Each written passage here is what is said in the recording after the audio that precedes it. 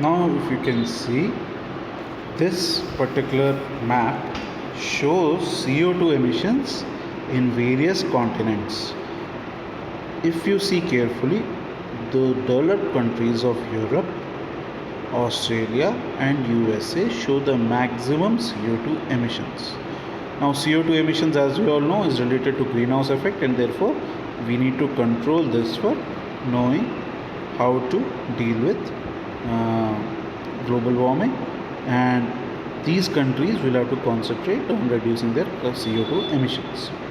Now if you can see this map of India, which shows population in 2000 in various ranges, the maximum highest population is in Uttar Pradesh, whereas other states are showing much lesser population.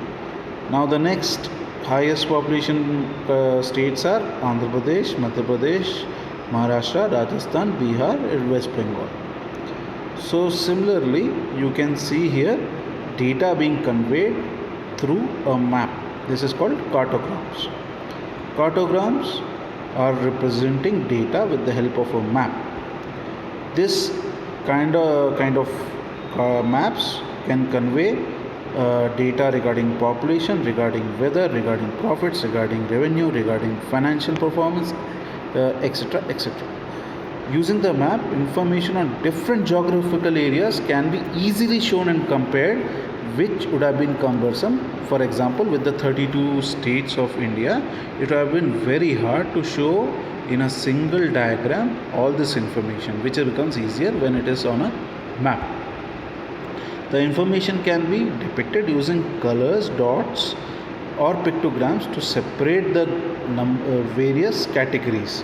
For example, Andhra Pradesh versus Telangana versus Madhya Pradesh can be shown differently based on their population using different colors or shades or dots. Cartograms are used to show large amount of information, as already mentioned, across large geographical regions. Now the important aspect is geography is an critical part of a cartogram. If geography is not involved, then it is not a cartogram. In the cartogram, which we'll see, there is a density of population across India for the year 2011.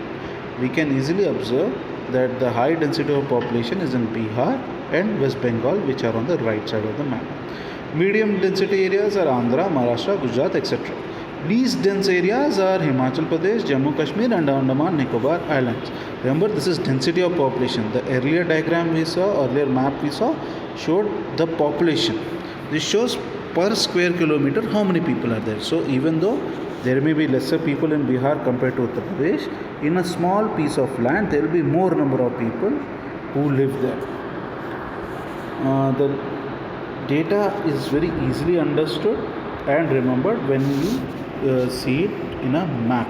For example, we can easily now remember that Uttar Pradesh, Punjab, Haryana, Tamil Nadu are the second highest population states. Andhra Pradesh, Rajasthan, Madhya Pradesh, Orissa, etc.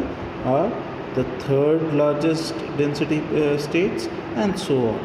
Whereas the least density states are Jammu Kashmir, Himachal and the seven sisters on the east.